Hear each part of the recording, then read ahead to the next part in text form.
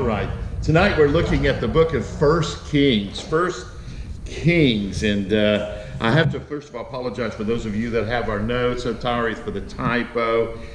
Just added some stuff and forgot to move some things around, and I'll try to tell you with that, especially in the beginning of it. But as we wrote in the first part, number one, introduction, this book that we study is the life and reign of Solomon. Also, we will see how the one nation becomes two nations. And I don't know if you were aware of that, but there is two nations that come out of this. One of them is called Judah, that is to the south, and then we have the northern part still called Israel. So when you begin to look at some of the other materials, 2 Kings and some of the other stuff, they're going to be prophesying, and they're going to see some of even the prophets prophesying both in Judah specifically or in Israel specifically. And so this will kind of help you if you're not aware of what's happening, how it came to be that we have here two nations or two groups that we call that. The book of 1 Samuel and also 1st and 2nd Samuel, 1st and 2nd Kings really deal with the total monarch, beginning with Saul all the way to the very last one, Zedekiah. Zedekiah is the last king of Judah. And so we have all of this information, and some of it, and you'll read in there, if you're reading through there, you know, all the other stuff that this king did is written in the chronicles of the book, and that's maybe 1st and 2nd Chronicles. But if it's of Israel, it's not, because 1st and 2nd Chronicles only deal with the kings of Judah. They don't record anything that is of the kings of Israel to the north. The author of the book of 1st and 2nd, and by the way, 1st and 2nd King is like 1st and 2nd Samuel. Remember we talked about, as we started that, there really is one book in the Hebrew text. It was later split in the Septuagint, and Kings is the same thing. It really was called Kings, and then it was split into 1st and 2nd Kings as we have it today. The author, as we wrote number 2 of 1st and 2nd King, is unknown. We don't know. There are some people who believe, well, maybe Jeremiah wrote it. That probably is unlikely because 2nd Kings records the events that happened in Babylonian captivity.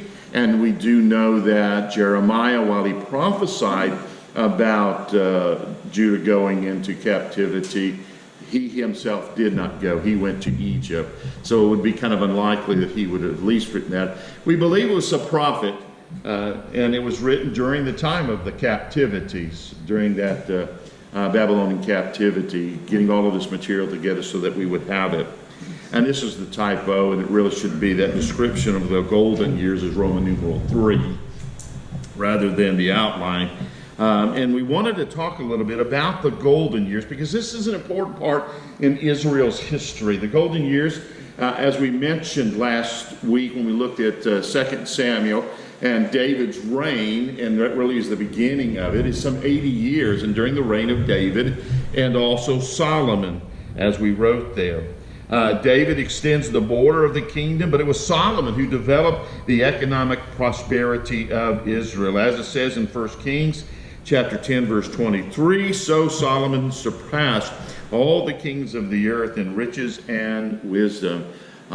It was noticed that silver itself, which is a very rare commodity, very precious, just became as pebbles, this rock. They had so much of it. And so Solomon's time, it really was the great time.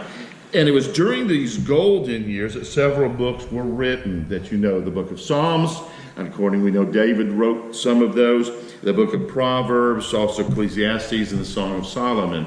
There were also, and we'll look at those, especially when we get into the minor prophets, many of those prophets prophesied during these kingships of both of Israel and also of Judah. And so we'll call your attention to that. But just to let you know that this is the history of the monarchy, Saul to Zedekiah. And so anything that was written had to be written during that time. So it's a historical book. All right. Is it a tornado warning? Does it say where? Yeah. This is going to look good on Facebook and YouTube tomorrow. We have got a tornado warning, but don't know whether it's for us or some part of Volusia County.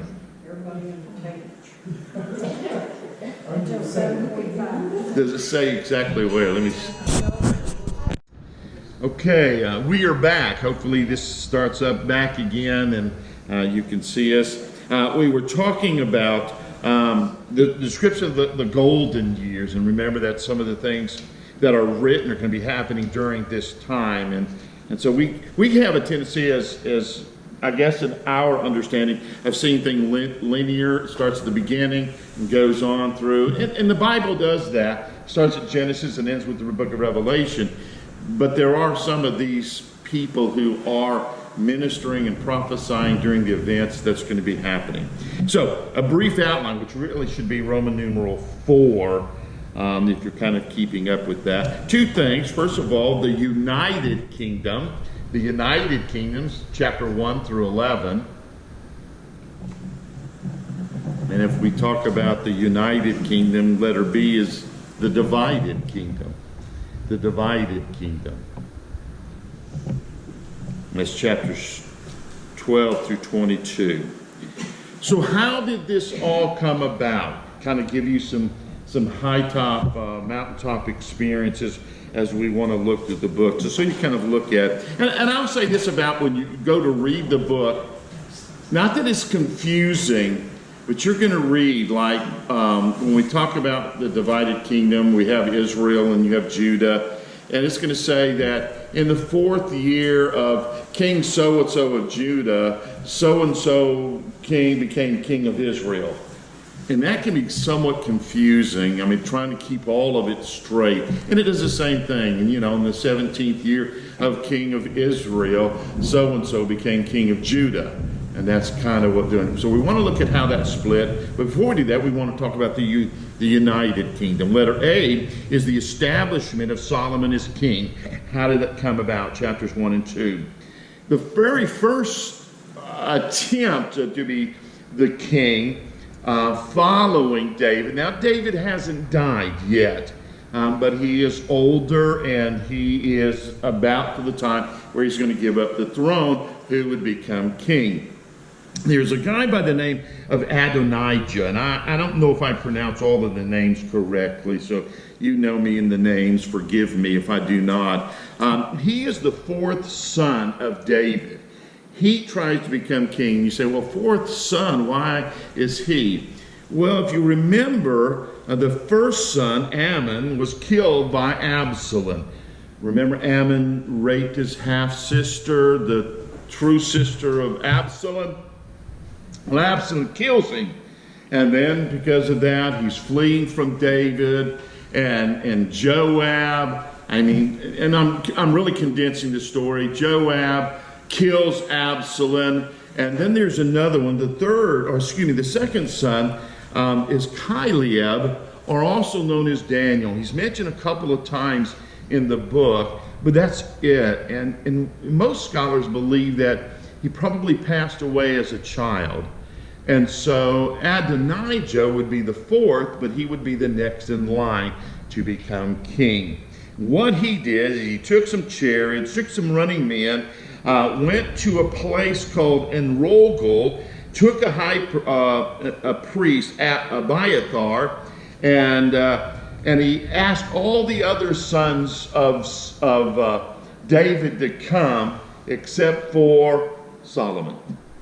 And there they pronounced him king. Well, the anointing of Solomon, number 2, Nathan the prophet and Zadok the priest call this attention that, hey, they're kind of coronating him to be king, Adonijah. And so, hey, Bathsheba, would you go talk to David? We want Solomon to be king. She does. David then proclaims Solomon is to be king in my place. And so he becomes king over Israel and over all of Israel. Okay? And here's the advice that David gives to Solomon, young Solomon. It's in chapter 2, beginning with verse 3. Verse 2. He says, go the way of all the earth. I go all the way of the earth. Then he's going to die. Be strong, therefore, and prove yourself a man, and keep the charge of the Lord your God, to walk in his ways, to keep his statutes, his commandments, and judgments, and testimonies, as is written in the law of Moses, that you may prosper in all that you do and wherever you turn. In other words, David gives him this advice: you follow the Lord, and you follow his will and his command. And so that's advice. And you want to look at what some advice can you give? That would be it. That is what David gives to Solomon. So we see letter B is the rise of Solomon as king, chapters 3 through 8. That's all right. The reason for Solomon's success is that God says, Solomon, basically, hey, ask me whatever you want. And he refuses riches, he refuses a long life, even the defeat of his enemies. He says, just give me wisdom of how to be able to rule this large number of people. And God says, because you asked for wisdom, I'm going to give you long life. I'm going to take care of your enemies. I'm going to give you what you didn't ask for and give you wisdom. And so literally he was saying a heart of understanding or heart for hearing. And so the success, number 2 of Solomon, is there's unparalleled peace. Remember, David was the warrior, basically fighting everybody and conquering the land. So Solomon conducted no serious military operations. It was some skirmishes, but nothing serious, nothing taking over land. Letter B is he had a strong national defense. He fortified cities and military bases, introduced the chariot, and so he was successful in doing that. Letter C, he made strong alliances. Now, we say that this is a strength, but this is also his downfall, because he does intermarry with other people, other families outside of Israel. Hiram, the king of Tyre, Pharaoh's daughter he marries, which ultimately, and we're going to see, became his decline. Rather than converting them to Judaism, they basically took him away from God's thing. What David told him to do, continuing to be faithful to the Lord. Letter D is the increase in commercial activities, and he did this in 3 ways. 3 ways. One, by controlling the north-south trade routes. If you look on a map, you see, if you know where Israel is today, it was really a major thoroughfare from anything that was coming from Egypt and Africa place into anything that was coming up into the Europe or anything to the Ammonites and up in that Turkey part and Iraq and all that is modern day. It is the major thoroughfare through there. So if you were doing any kind of trading, you would have to go through Israel. Number 2, there was the produce of surplus of copper. And so that was an increased commercial. Also, he was a middleman, number 3, for chariots in Egypt and for the horsemen that were in Cilicia. And so if you wanted to get a chariot, you go to Egypt. If you wanted to get a horse, you went to the north. He was the middleman that kept everything. So, hey, you want to sell some chariots? Yes, you can, but I'm going to take my cut. You want to sell some horses? I'm going to take my cut. He was the middleman. So we see that. Now the question is, why was he so prosperous? And then when I say why, it's not because he was just wise and knew how to do the right thing, he was commercially minded. I'm not talking about that, but why did God really allow Solomon to be so rich? And he was so rich. Why do you think that God would want that? And I believe it is because for him and for Israel to have an input and basically an influence on the other nations that were coming through, especially on that trade route. I mean, if you had to go north or south, you were coming through Israel, well, guess what you were going to hear? You were going to hear somebody talk about the God of Israel and how that God had blessed them. If you were thinking, man, I really would like to be like Israel and very rich, and you follow the ways of the Israel's God. And so God allowed them to be prosperous so that they would be an influence, but Israel took it the wrong way and said, we are better than every other nation. Look what God has done for us. Rather than using it as an opportunity of sharing, they took it as an opportunity of pride, that we're special and everybody else is not. And so there was the unparalleled peace, a strong national defense, strong alliances, increase in commercial activities. There was, letter E, extraordinary prosperity. And because not just Solomon, but all the people of Israel had a higher living standard, as we said. Number two, an improved public security. Number three, an increase in the agricultural output due to the iron-tipped plow. And then letter F, unprecedented buildings. Forts and cities and stables. Number two, armory and a treasury, a judgment hall, ivory throne. Number three, he built this temple and the temple of God in 7 years. Remember, this was David's dream of doing. God said, because you're a man of blood, you're not going to do it, but your son will do it. Solomon's temple was built on the foundational stone. If you remember when we looked at that, David purchased that property at the end of 2 Samuel. Remember, he gave 30 pieces of silver for the threshing floor and for the animal, built an altar there so God would stop the plague that was going on. It was on that spot that Solomon built his temple. Later, we'll hear another guy, Zerubbabel, who does the same thing, builds it on that very spot. Also, Herod's temple at the time of Jesus was built on that very spot. And that very spot, the stone that is the foundation was unique in that it was the perfect kind of stone for a foundation, but it wasn't hammered out. It wasn't chiseled out. No one made the stone as perfect as it was. It was there because God had developed it. God had made it. Okay? And so, built 7 years. Number four, Solomon's palace was built in 13 years. And so buildings went up because of the prosperity, relative peace. God just really blessed. And then it was letter G, flowering culture, flowering of the culture. Music and the writing of psalms flourished. Again, David started that, but then also became something, the hymn book and wisdom tradition emerged and thrived. And we'll talk about that when we get into the book of Proverbs and Ecclesiastes and those other books that are part of that wisdom tradition. Letter C is the decline of Solomon. Chapters 9 through 11. The reason for the decline you'll find in chapter 11. You want to jot this out. Chapter 11, verses 3 through 8. In essence, basically, the wives, concubines, rather than Solomon influencing them to follow the Hebrew Bible, God's way, they took his heart away from God. And so that's the reason for the decline. And then there's a prophecy in chapter 11, verses 27 through 32 of the split that is going to happen. And we're going to look at that just now. So Roman numeral 2 is the divided kingdoms, chapters 12 through 22.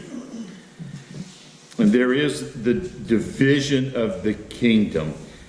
Solomon dies, and there are a couple of characters that you need to know. Rehoboam, that's Solomon's son. He becomes king.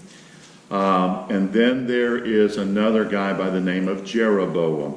They sound similar, but they're two different people. Okay? Two different clans, not related at all. Rehoboam and Jeroboam.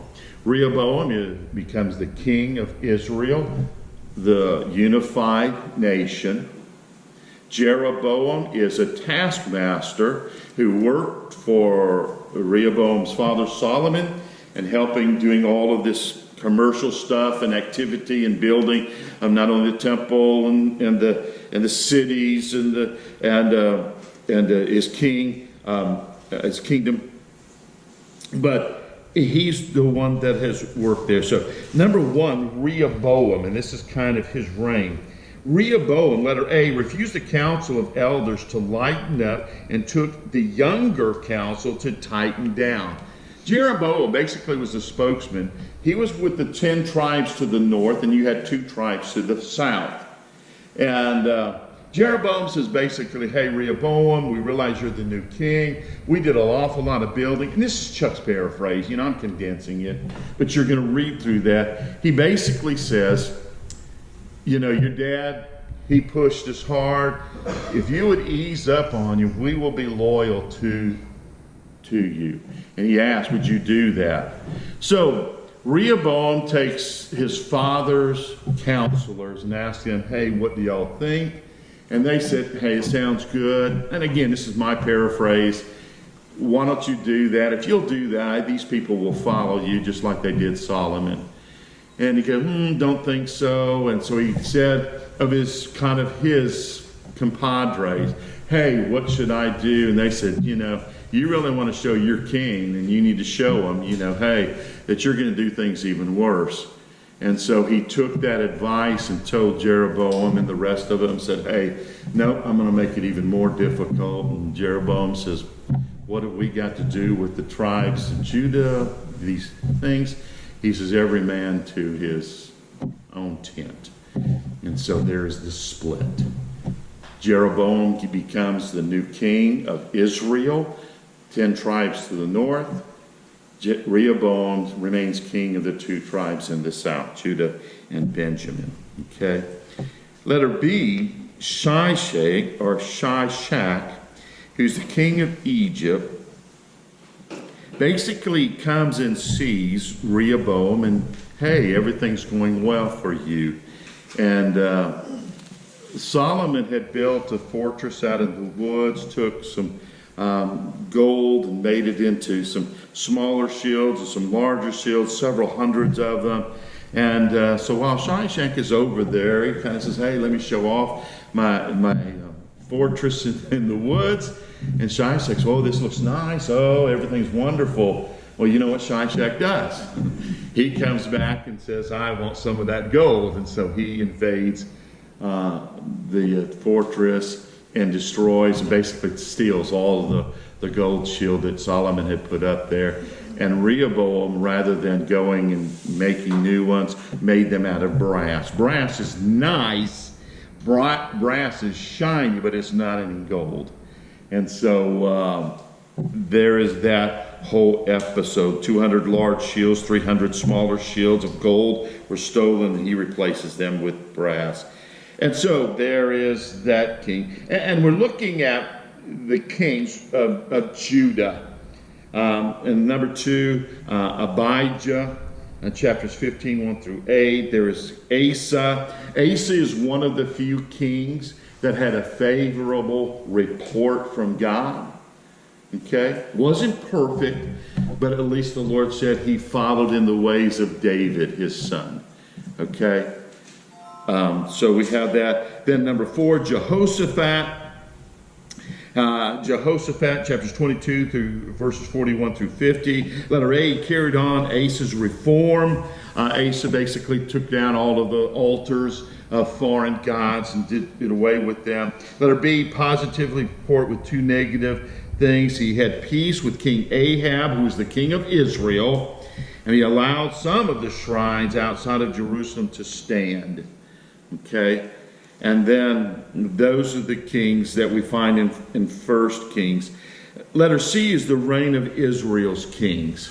Okay? This is the 10 tribes to the north.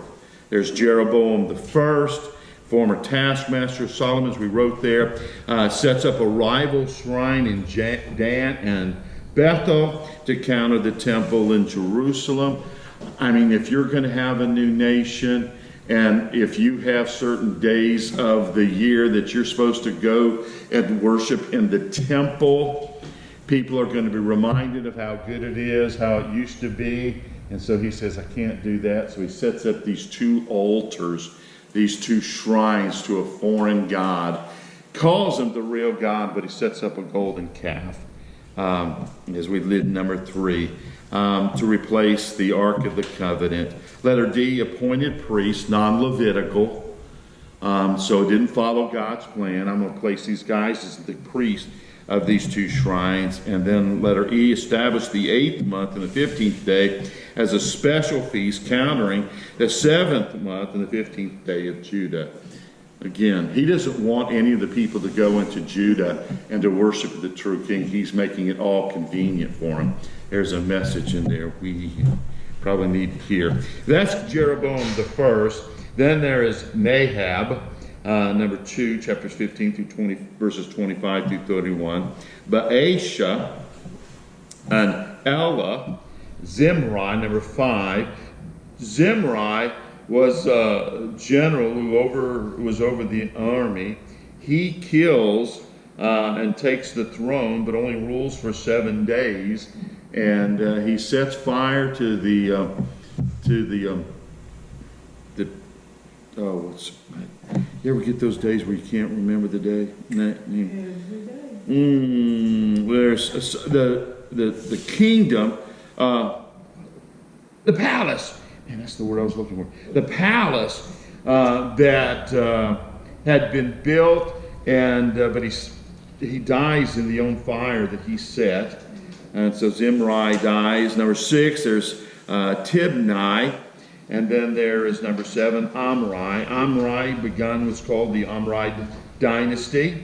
He also purchased the hill and moves the capital to Samaria after it was at Tirzah, under Zimri's short leadership. And so if you've ever wondered how did Samaria kind of become important as it is, especially in the New Testament, this is the beginning of it. Okay, so he moves the capital of Israel to that, and when Israel is taken into captivity, and you'll hear this again, they bring in people to kind of help farm, and that's where they get they intermarry and they become less Hebrew, I guess, half-breeds. And so that's the reason why there's such a division between Samaria and Jerusalem in the New Testament. But this is the beginning of that. And then there is Ahab. Ahab marries Jezebel. You'll read about that. Extended Baal worship. And Elijah was the prophet during this time. And last of all, there is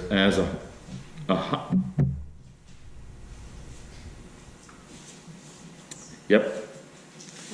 Just gets locked up on me.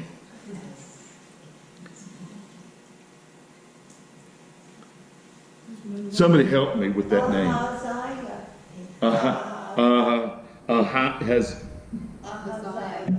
There you go. He's the last king to be mentioned in 1 Kings. There is also the beginning of Elijah's ministry. That's chapter 17 through 22. We see that as the perpetuating of the widow of Zarephath's oil and meal. Number 2, the revival of the widow of Zarephath's son. There's the calling of fire down from heaven from Mount Carmel, resulting in the death of Baal's prophets. And then number 4, predict a severe drought, and then also predicting a severe rain. So you're going to come across that. And again, you're going to hear it says in the year so-and-so, king so-and-so, in his year, and so-and-so of Israel becomes king, and vice versa.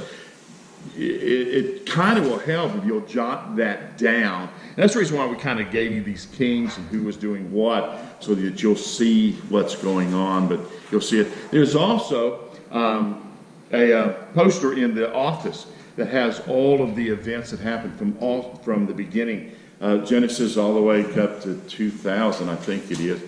You can look at that, come by the office, and you can see it's out in Miss Anita's office. You can look at that and see how they're overlapping, the kings of Israel and the kings of Judah, okay, after the split.